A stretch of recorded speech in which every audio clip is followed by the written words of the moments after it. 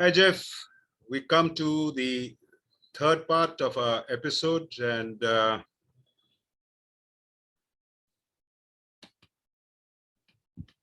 so this is where we started. We said episode, yeah, this is a 10th episode. Yes.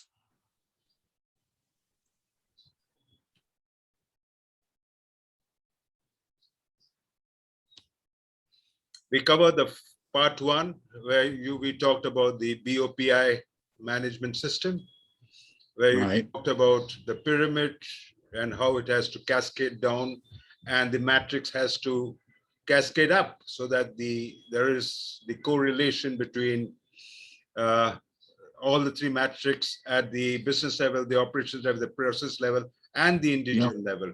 That's the BOPI model that. And then we went down to the second part of it, where you took one example of yield. Yes. Yield loss. And you showed us how the cost of poor quality affects the lead time, it affects the bottom line, and how the yield has to be noticed by the CEO, and not by looking at the scrap, but looking at the first time yield. That was the emphasis as I understood you. Am I right in the second part of understanding how significant the first time right quality is for the capacity increase, where by default, if you don't look at it, you find that the capacity is not enough for you to meet the demand. But then you look at the yield and then you find that it is the yield. If you improve, you don't have to get extra capacity. Right. Yes, sir. Right. And also you mentioned about the lead time and also the financial impact the yield will have on the bottom line. And one of the ways of the top management to support and sustain the continuous improvement process is to show how this yield, when improved, would affect the finance or the financial condition or improve the financial condition, which the CEO is interested. Yes, very much. The bottom line. Right. Yes. So let's go to the third part, as you promised. All right. We're going to talk about the financial leverage from improving quality. You touched briefly in the second part, but I'm sure you will speak about it a little more in depth in the third part. So Andy, hand it over to you, sir. Okay. Yeah, so I'll go ahead and share my screen again.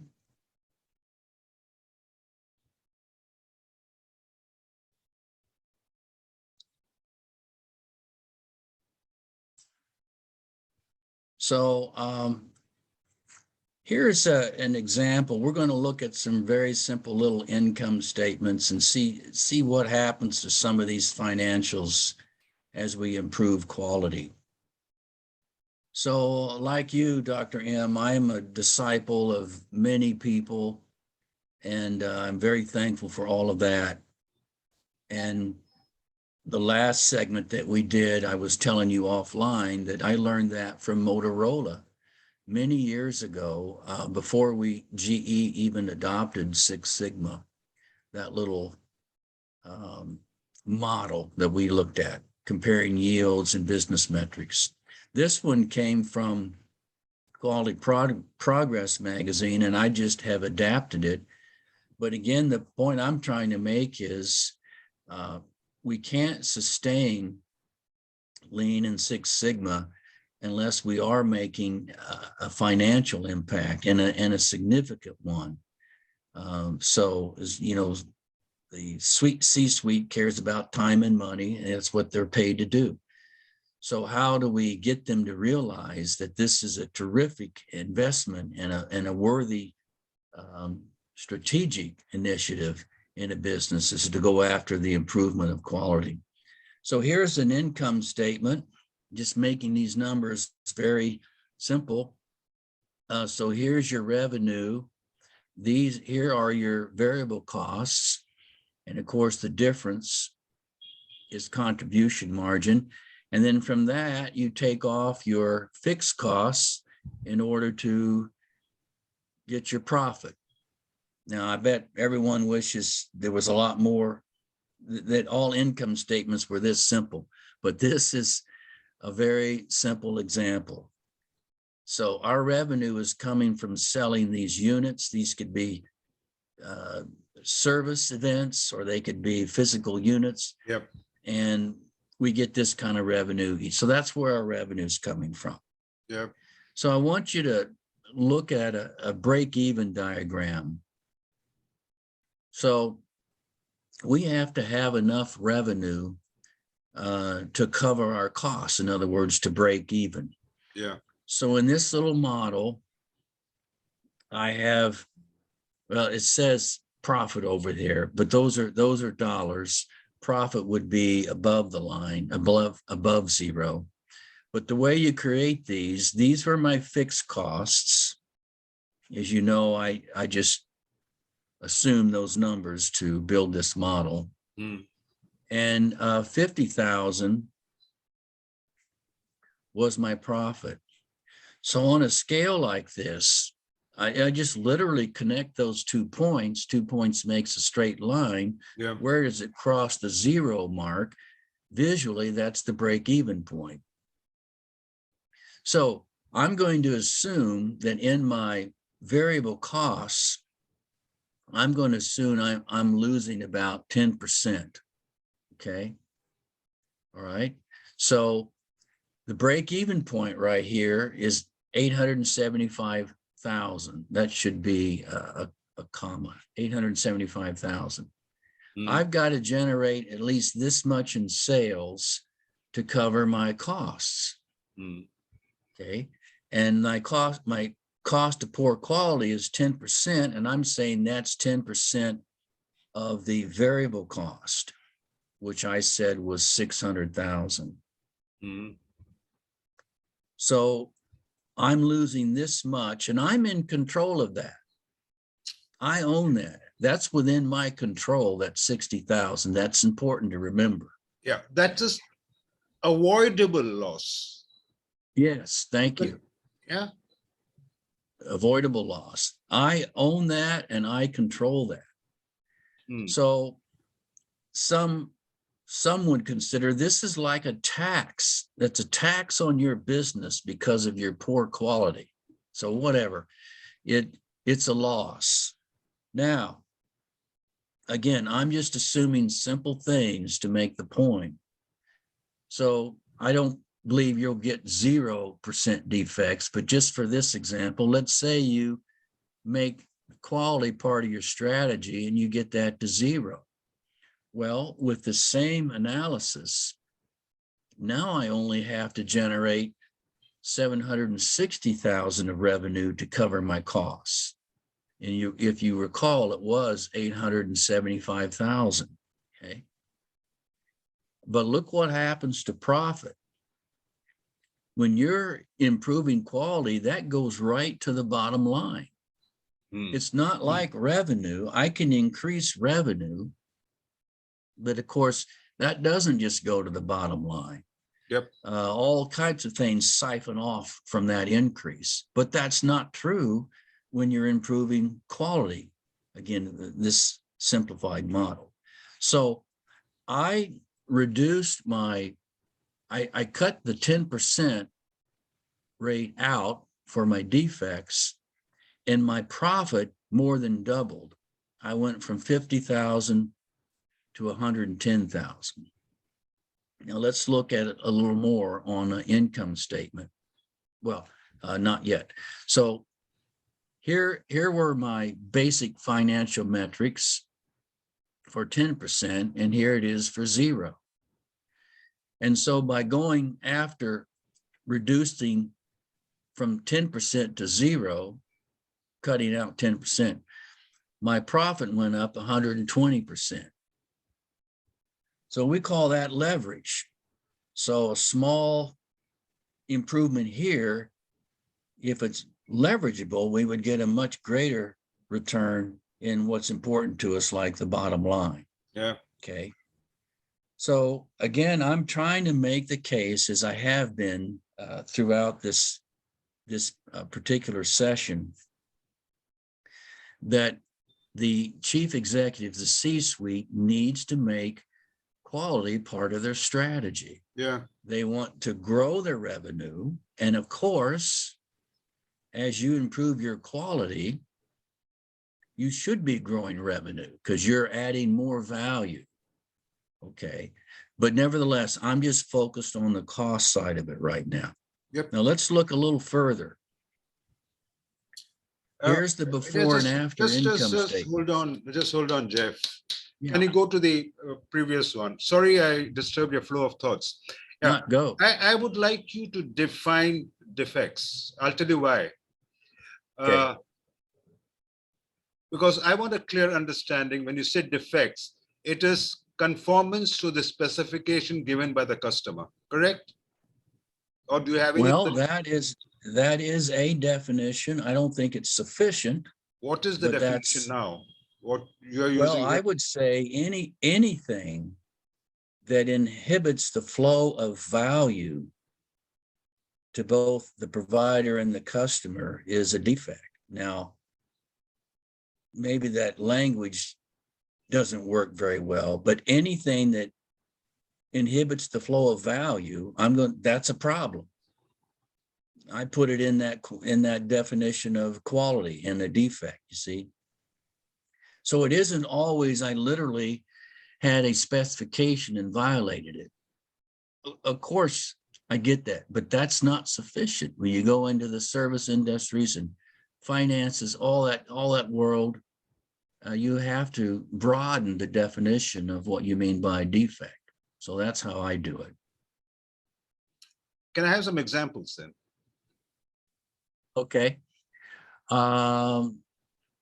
Let's say we were talking about the bank earlier. Yeah, let's take a service industry and let's take an engineering industry. Engineering is easier, but let's take a service industry. Okay. So we talked about a loan application. Now, if that's taking too long, I mean, I recognize someone could assign a number of what they mean by too long, but if that's taking too long, that is interfering with the flow of value, certainly to the bank, because as soon as they get the loan approved, they could start generating income from that. So that's inhibiting flow of value, the long cycle time on the application approval. And then of course, it also affects flow value to the person applying to the loan. Okay. But those aren't lower and upper spec limit kind of problems. You see what I'm saying? Yep. So that's an example. Yeah. The manufacturing side, of course, we almost always have requirements that we measure and report on. Are we conforming or not? That's easy. But see, within a manufacturing company, when you get outside of that, let's say human resources. So they are hiring, one of their jobs is to hire good people. And when they're unable to fulfill these new open positions, that has an impact on the business. So for example, let's say they're trying to hire 15 new workers, say shop floor. It's taking too long for them to do that. That's impacting your capacity because those workers are necessary to meet your capacity. So the fact that they're not filling those positions soon enough is interrupting the flow of value. Okay. But these are not typical non-conformance type problems in manufacturing. So what I hear you say is, from the value perspective, is value to the business or the voice of the business, and value with respect to the voice of the customer. Both are value addition, and you got to take a look at both of them. Is that what I'm hearing you right? Yes. What's inhibiting the flow of that value? Now, see, that's very broad, but it's necessary because we're trying to work across all aspects of a business, not just a manufacturing example. Yeah. Yeah. Yeah. I mean, what thought that occurs to me, uh, I get all these weird thoughts, is that this is the value addition for all the stakeholders in the business, right? The shareholders, the Oh, employer, yes. the Thank you. employee, Thank and you. the customer, all the Yes. stakeholders. Employees, absolutely. And you're right. That value, tracing where that value exists, how it flows, to who or to what does it flow? Yeah, very important. There was an example of we called it a customer value chain, as in a chain link, links in a chain. Yep, I understand that. Yeah. And we used the example in healthcare. So we had a gentleman, I think he was from Stanford, that came to talk to us about customer value chains. But he said there was a medical device manufacturer, and they were selling directly to doctors. Okay. So they believed the voice of the customer was the doctors, not the patient, but it was the doctors. Okay. But one of the things they neglected in the value chain were the insurance companies.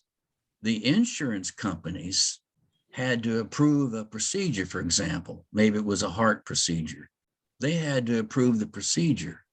So they finally realized they really weren't selling to the doctors directly.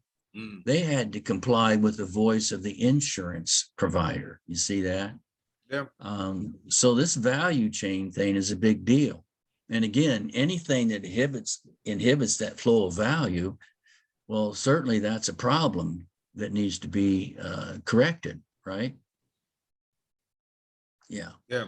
So I really appreciate that question about my use of the word defects. That's certainly not universally defined. That's good. Okay. That's my curiosity. Sometimes not having this affects because I can't understand things very easily. So Yeah. there's nothing to stop. Okay. No, I like this because the concept of value flow to all the stakeholders, be it the shareholders, the employer, the CEOs, the employee, Yeah. and the peripheral that you have, like you brought in the insurance company, all these matters. Yes. Yes. Right. Well, I like Dr. Harry's definition of quality. To me, it's the best one I've seen, but he puts it this way. He said that quality is a state in which value entitlement is reached for both the provider, not just the customer, both the provider and the customer in every aspect of their business interactions. Now, I love that definition. That's very broad. And if you could get out of the mindset, the quality is only in the shop and it's just conformance to specs. If you could get away from that and apply that definition, we would start talking about the quality of the business. What's the quality of the business, rather than focus on, when we say quality, don't just focus on conformance to specifications. We want the quality of the business. So companies manufacturing, they have a quality department, and it's very necessary. It's very important. But when we talk about quality, that's just part of the world that we're talking about. So we want to focus on the quality of the whole business not just be in the business of quality, you see. And anyway, I know that's a fine distinction, but anyway, I love Dr. Harry's definition of quality. Okay. Yep. And again, here's the before and after income statement there. Now, recognize that when we went after that variable cost, trying to reduce the defects there, we're using methods that aren't expensive. They're primarily preventative. You see what I mean? We're not trying to achieve gold-plated quality. We're improving quality through methodologies that are primarily preventive, and they're just not expensive. So you're not spending a whole bunch of money to get that quality down. Now, here's another point. I alluded to this earlier, but if we were trying to achieve that same level of profit, remember, by going after the defects, that's our profit. If we had to get that increase by increasing sales, how much more in sales would we have to do to get the equivalent?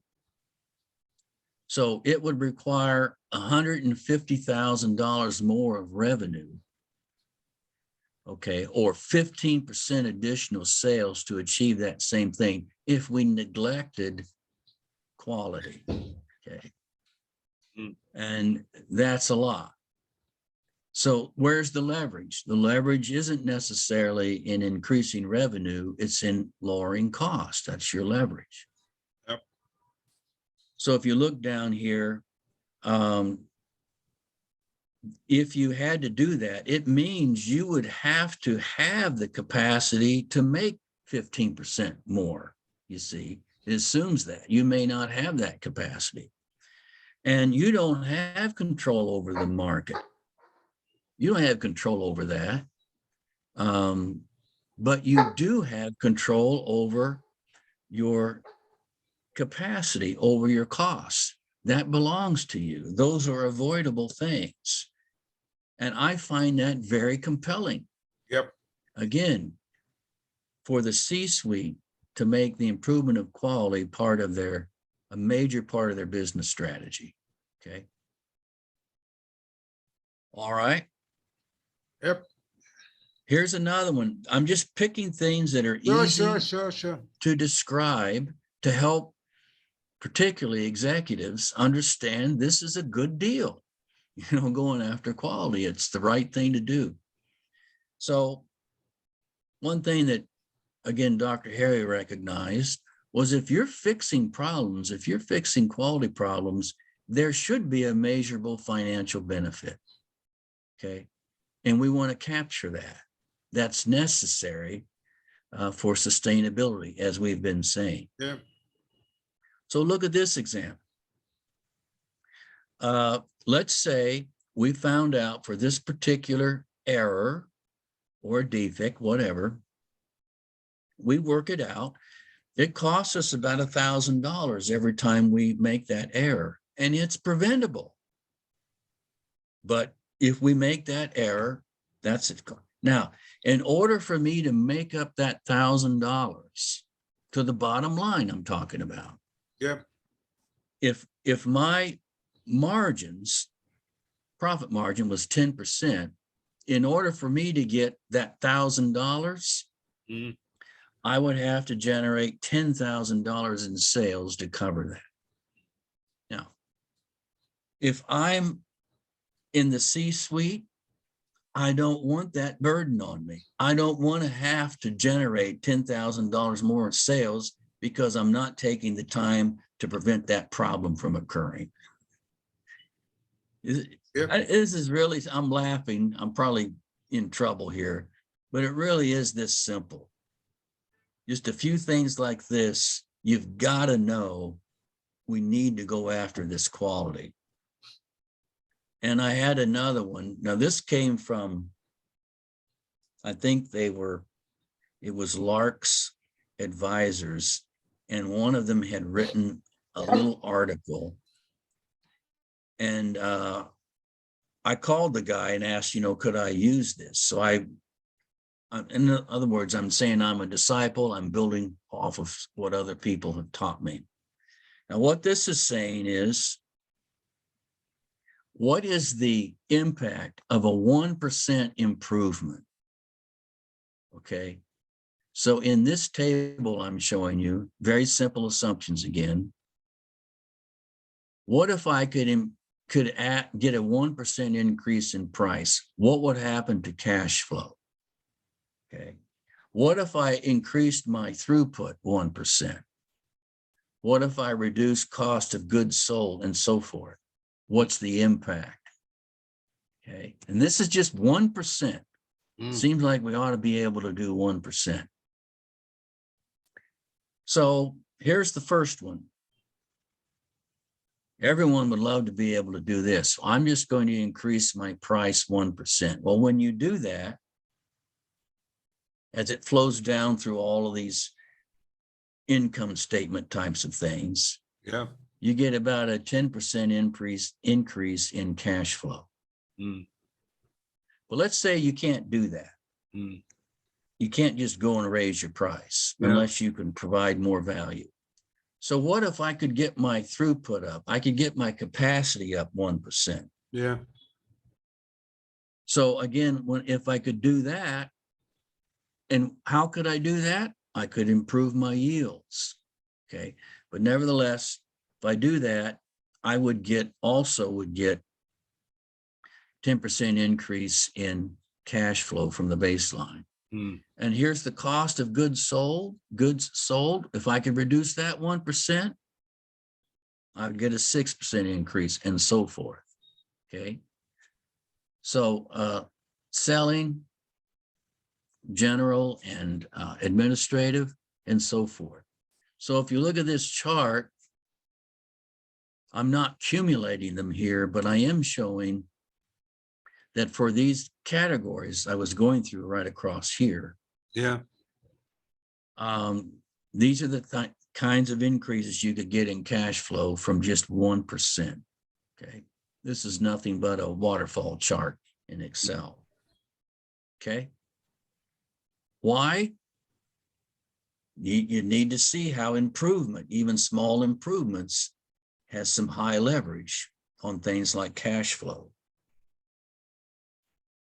And Dr. M, here's something similar, but I'm now accumulating.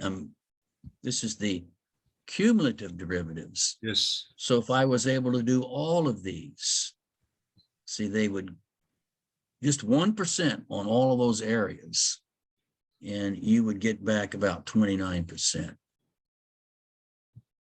Okay. So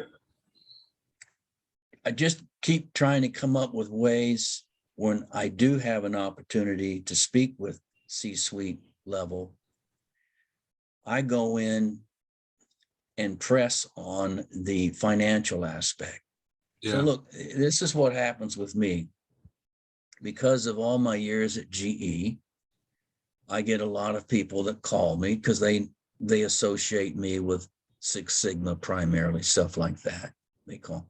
So I talk with them and they're in high positions. I mean, GE was a great place to build leaders, but they would leave and go to other companies.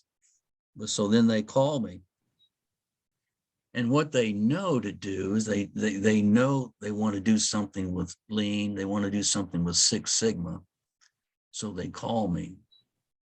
But what I have to do to make this lasting, mainly they just want some training. But what I have to do is say, you know, I can train you, but I want you to see what your role is and why this is so important.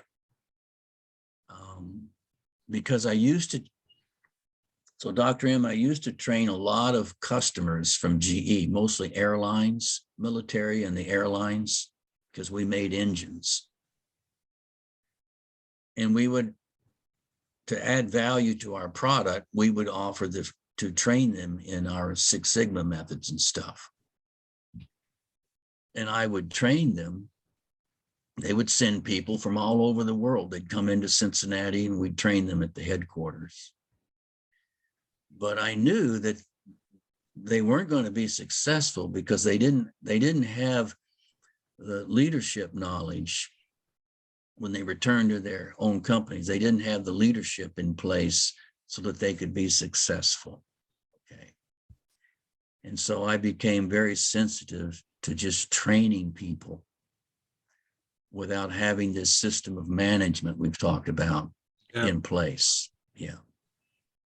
So those were some things. Just interested in your thoughts. No, I think it fits into what we were talking about. And as you said in episode 6, okay, Yeah. that irrespective of what path you take, the chosen path, Yeah. it may be lean, it may be Six Sigma, it may be lean Six Sigma. Yeah. What I capture, and correct me if I'm wrong, from episode 1 to 3 parts of episode 10, what is resonating in this thing is get your CEO or the business people in charge, the top management, attracted to the continuous improvement process, okay, for sustained support. For that, you require a management system per se that would scaffold it, okay, that will support and scaffold it. So you require to retain the interest of the CEO. You require a system that focuses on business, and there's a matrix that moves up and down, correlated to each other, and measuring systematically on the same direction. For what the business pursuit was or is. And that therefore keeps the CEO interested in what is happening at the Gamba, at the project. Yes. He sees money, he sees the bottom line. And one of the other things that I captured from what you said is that there has to be a value flow for all the stakeholders in the business, maybe the shareholders, the employer, the employee, or the vendors, what have you. All of them, the value has to flow. And that's what I captured from the episode 6 and right now in 3 parts of the episode 10. Anything that I missed out on, please fill me up, sir. Yeah, and also the value to the community. A societal, a social value as well. Yeah. So any company using these methods, they will become more successful when done right, and that's good for a whole lot of people. It's good for their suppliers. It's good for their community. We used to go into the public school system and teach some of these methods once we knew how once we learned more about how to do it, we'd go to the public school system, but all that was free, just trying to serve the community. And of course, providing jobs. The successful company can provide jobs, tremendous impact, societal impact on the community. Yep. That's what I captured. I hope I absorbed it well. I hope. Yeah, it's a good summary. I know the execution is very challenging, but you got to have a roadmap. And we've been talking a little bit about the roadmap for deploying these things. Yeah, so nothing comes easily, but then you have a proven track record. I mean, there are certain issues, but then the basic concept is clear. What I understood from this is you require scaffolding, you require a management system, and you require to be constantly getting the CEO involved in it. And you have to show the dollar, as you said, and there has to be a bottom line. There would be constraints, whatever it is, but then the focus should be there. And I like the way the matrix gets aligned and correlated instead of being some working in isolated islands. And you related that to the Gemba too. And thank you very much for that. And see you soon. Okay. Thank you very much.